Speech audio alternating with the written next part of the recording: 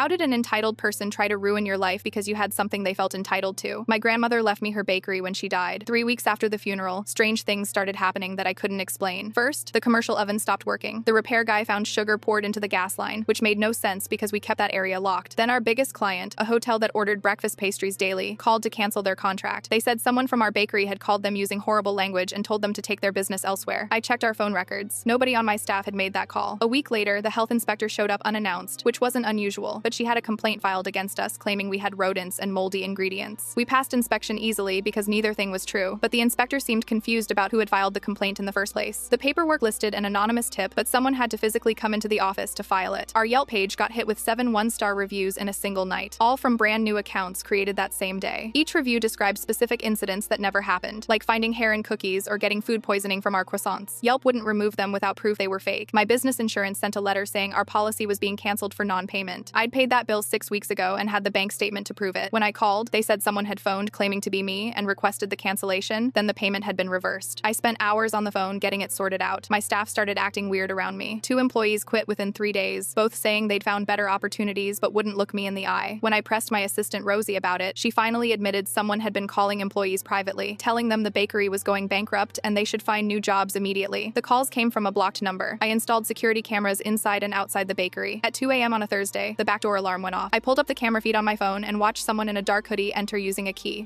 they shouldn't have had. The figure went straight to my office, sat down at my computer, and started going through files. The way they moved around the space, they clearly knew the layout well. They knew where everything was kept. They spent 20 minutes downloading documents onto a flash drive before leaving the same way they'd entered. I called the police and brought them the footage. The detective said the figure's face was never visible, but asked if anyone had a grudge against me or reason to want the business to fail. I couldn't think of anyone until my mom called that weekend asking if I'd spoken to my cousin Lauren lately. She mentioned Lauren had been upset about the will, that she'd expected Grandma to leave her the bakery since she'd worked there every summer in high school. I'd worked there too, for 8 years straight through college and after. Grandma had been teaching me the business for years before she got sick, but apparently Lauren had been telling family members that I'd manipulated Grandma into changing the will, that the bakery should have been hers. I pulled up Lauren's social media and my stomach dropped. She'd posted a photo of herself standing outside the bakery 2 months ago with a caption about childhood memories. I zoomed in on the photo. She was holding keys. Grandma's keys that had supposedly been lost after the funeral. I checked our supplier accounts and found login attempts from an IP address that traced back to Lauren's apartment building. She'd been trying to access our wholesale accounts, probably planning to cancel our orders or max out our credit lines. The hotel that canceled their contract, I called them back and asked for details about the person who'd called them. The manager described a woman in her 30s who'd come to their office in person claiming to be the bakery's manager and saying we were closing down. That was Lauren. She'd physically gone there to destroy our relationship. Everything clicked into place. The sabotaged oven, the fake health complaint, the employee calls, the insurance cancellation. She had access because of those keys. She knew the business because she'd worked there. She knew our clients and suppliers. She'd been systematically trying to destroy everything Grandma had built so that I'd be forced to sell or close down. Then she'd probably plan to swoop in and buy it cheap. I drove to Lauren's apartment with the security footage on my phone and all the evidence I'd compiled. When she answered the door and saw my face, her expression told me everything I needed to know. But what she said next made me realize just how far she'd really been planning to go. The rest of the story is on my channel or linked below. Lauren's face contorts with rage as she takes in the evidence on my phone screen. Her eyes dart from the security footage of her breaking into the bakery to the stack of papers in my hand, documenting every act of sabotage. You weren't supposed to figure it out, she says, her voice eerily calm despite the fury in her eyes. She doesn't bother denying it, which somehow makes this confrontation even more chilling. I stand in her apartment doorway, my heart hammering against my ribs. What were you planning to do, Lauren? Destroy everything Grandma built? She laughs, a hollow sound that echoes in the hallway. Come in. Might as well hear the whole story since you've come this far. I hesitate, then step inside. Her apartment is immaculate, nothing like the chaos she's created in my life. On her dining table sits a folder labeled Sweetness Bakery Acquisition. My stomach drops. You want to know what I was planning? Lauren gestures to the folder. I was going to force you to sell. The business was failing, insurance lapsed, health violations, staff quitting, reputation in shambles. You'd have no choice but to sell at a loss. And you'd be there to buy it, I finish, the pieces clicking together. Not just me. Lauren smiles, and it's the same smile she wore at Grandma's funeral. You remember Mr. Harrington? The name hits me like a physical blow. Walter Harrington owned the competing bakery across town for decades. He and Grandma had been rivals since before I was born. Harrington is 83 years old and in a retirement home, I say. His son isn't, Lauren counters. David Harrington inherited his father's hatred for your grandmother's business. He's been looking for a way to acquire and dismantle it for years. We made a deal 6 months ago. She pulls out her phone and shows me emails between her and David Harrington, detailing their plan to systematically destroy the bakery's reputation and finances until I had no choice but to sell. The timestamps match perfectly with when the sabotage began. So you stole Grandma's keys at the funeral, I say, my voice shaking with anger. You used them to get in and pour sugar in the gas line. You filed that health complaint. You called the hotel. All of it. Lauren shrugs. The keys were easy. Everyone was so busy consoling you that nobody noticed me taking them from her purse before it went to the funeral funeral home. I pull up the security footage on my phone again. This is you installing something on my computer. What was it? Her smile widens. Keylogger software. Every password you typed, every email you sent, every order you placed, I saw it all. That's how I was able to cancel the insurance and reverse the payment. That's how I knew exactly when to hit your supplier accounts. The violation makes me physically ill. Every moment I thought I was alone in the bakery. Every private email to vendors. Every conversation with staff, she had access to all of it. Why? I ask, though I already know the answer. Because Grandma left me the bakery instead of you? She promised me. Lauren's composure cracks, her voice rising. When I was 16, she told me the bakery would be mine someday. Then you came along with your perfect grades and your business degree, and suddenly I wasn't good enough anymore. You worked there for a few summers in high school, Lauren. I've been there for 8 years. I learned every aspect of the business. Grandma was teaching me. She was grooming you to take what should have been mine. Lauren slams her hand on the table. I was family first. I had the right. I shake my head. Grandma made her choice. The bakery wasn't just a building to her. It was her life's work. She wanted someone who would care for it the way she did. And now you'll lose it anyway. Lauren's voice turns cold again. You think this is over because you caught me? I've barely started. She pulls out her phone. 7 fake Yelp reviews was just the beginning. I have 15 more accounts ready to go. I can destroy your online reputation so thoroughly that no amount of damage control will save you. I have evidence of everything you've done, I say, holding up my phone. The police have the footage. They know about the keys, the sabotage. Prove intent, she challenges. Yes, I had keys. Yes, I was in the bakery. I worked there for years. I was checking on things because I was worried about how you were running the place. That's all they can prove. My hands shake with anger. You admitted everything just now. Your word against mine. And while you're busy with police reports and lawyers, I'll be posting more reviews, calling more clients, filing more complaints. She steps closer, her voice dropping to a whisper. I'll burn that bakery to the ground before I let you have it. The threat sends ice through my veins. Not because I'm afraid of her, but because I believe her. The look in her eyes tells me she's not bluffing. I've already contacted the police, I say, trying to keep my voice steady. They're on their way now. Lauren's eyes flick to the window, then back to me. They won't find anything here. No keys, no evidence. Just a concerned cousin worried about her grandmother's legacy. My phone buzzes in my pocket. It's Rosie, my assistant. I answer it, keeping my eyes on Lauren. Boss, you need to get back here, Rosie says, her voice urgent. I was checking the security cameras like you asked, and I found something else. When Lauren was in your office, she installed something on the underside of your desk. It looks like some kind of device. A keylogger, I say, watching Lauren's face pale slightly. She just admitted it to me. There's more, Rosie continues. I checked the footage from last week. She's been in the bakery at least 3 other times that we missed, always after closing, always using those keys. Lauren lunges for my phone, but I step back. The police will be here any minute, I tell her. It's over, Lauren. It's not over until I say it's over, she hisses. That bakery should have been mine, and I will not stop until. She's interrupted by a knock at the door. 2 police officers stand in the hallway, the same ones I spoke to earlier about the security footage. Miss Lauren Mitchell, one asks. We'd like to ask you some questions about a break-in at Sweetness Bakery. Lauren's face transforms instantly, tears welling in her eyes. Oh, thank goodness you're here. My cousin has been threatening me, saying horrible things. Save it, the officer interrupts, holding up a tablet. We have footage of you entering the bakery using stolen keys at 2 a.m. We'd like you to come down to the station. As they lead Lauren away, she turns to me, all pretense gone. This isn't over, she says, her voice low enough that only I can hear. Not by a long shot. I believe her. But for the first time since this nightmare began, I also believe that Grandma's bakery, my bakery, might survive after all. I wake to the sound of my phone ringing at 3:17 a.m. It's Rosie, her voice tight with panic. The bakery's on fire. Fire department's already here, but you need to come now. My body moves before my brain fully processes her words. I'm in my car, still wearing pajama bottoms and a hastily thrown-on sweater, my heart hammering against my ribs. The events from earlier, confronting Lauren, her being taken to the police station for questioning, flash through my mind in disjointed fragments. She'll burn that bakery to the ground before I let you have it. Lauren's threat echoes in my head as I screech into the parking lot. Red and blue lights paint the pre-dawn darkness, illuminating a small crowd gathered across the street. 2 fire trucks are parked at angles, hoses snaking toward the building. Smoke billows from the back of the bakery from the kitchen. Rosie spots me and rushes over, her face streaked with tears. They got here fast. Someone driving by saw smoke and called 911. How bad is it? I ask, my voice barely audible over the chaos. Kitchen's damaged, but they contained it before it spread to the front. She grabs my arm. Boss, they found evidence of arson, and the security cameras, let me guess, they caught Lauren. Rosie nods. Clear as day. She broke in through the back again. About an hour after you texted me that she'd been taken to the station. They must have released her, I say, watching as firefighters emerge from the building. Did she destroy the cameras? Tried to. Got the one in the kitchen, but missed the new one we installed in the hallway last week. Rosie pulls out her phone. I already downloaded the footage. Look, the video shows Lauren entering through the back door still using Grandma's keys, despite knowing we had cameras installed. She moves with purpose, heading straight for the kitchen. The timestamp reads 2:43 a.m. The next clip shows her pouring something from a red container onto the floor near the ovens, then lighting a match. She used cooking oil, says a firefighter who approaches us, removing his helmet. Created a controlled burn aimed at your equipment. Smart enough to make it look like an electrical fire, but not smart enough to disable all your cameras. He gestures toward a police car parked nearby. Officers are looking for her now. I thank him, then turn back to Rosie. I can't believe she'd go this far. That's not all, Rosie says, lowering her voice. After you left to confront her yesterday, the staff started talking. Turns out everyone has a Lauren story. By sunrise, the fire department has cleared out, leaving behind the acrid smell of smoke and a kitchen that will need weeks of repairs. My staff, all 6 of them, have shown up despite it being hours before opening time. We gather in the the undamaged front of the bakery, sitting at the tables where customers usually enjoy morning pastries. She called me 2 weeks ago, says Marcus, our head baker. Said she was conducting an audit for you. Wanted to know our ingredient costs and supplier information. When I told her I needed to check with you first, she got angry. Said I was being unnecessarily difficult. Jen, our weekend cashier, nods. She came in while you were at the bank deposit last Friday. Tried to get me to give her access to the register to check something. When I refused, she said I'd regret not cooperating when the bakery changed hands. One by one, they share their experiences. Lauren trying to access financial records, questioning delivery schedules, making veiled threats. Each story fills in another piece of the puzzle, showing how methodical her sabotage had been. Why didn't any of you tell me? I ask. She's your cousin, Jen says simply. We thought you knew she was involved somehow, and she was convincing, adds Marcus. Said you were overwhelmed and had asked for her help. It sounded plausible after your grandmother passed. The bell above the door jingles, and we all turn to see 2 police officers entering. One of them I recognize from yesterday. We found Miss Mitchell at her apartment, he says. She's been arrested for arson and breaking and entering. Given the evidence from your security system, we've obtained a warrant to search her residence and electronic devices. The second officer steps forward. We found these on her computer. He hands me a folder containing printouts of emails, bank statements, and what appears to be gambling records. She's been in significant debt for over a year, he explains, mostly from online poker and sports betting. Based on these emails, she approached David Harrington about 6 months ago with a plan to acquire your bakery at a reduced price. I flipped through the documents, stomach churning at the detailed plan they'd created, systematically destroying the bakery's reputation, finances, and eventually, the property itself. The final page is a bank statement showing Lauren had received a $50,000 investment from Harrington to finance her sabotage efforts. There's more, the officer continues. We contacted Mr. Harrington this morning. He's distancing himself completely from Miss Mitchell. Claims he was misled about the nature of her plans and never authorized any illegal activity. He's abandoning her, I say, not surprised. Now that there's evidence of arson, his lawyer delivered this an hour ago. The officer hands me another document, a formal letter from Harrington disavowing any connection to Lauren's actions and offering to provide evidence of her increasingly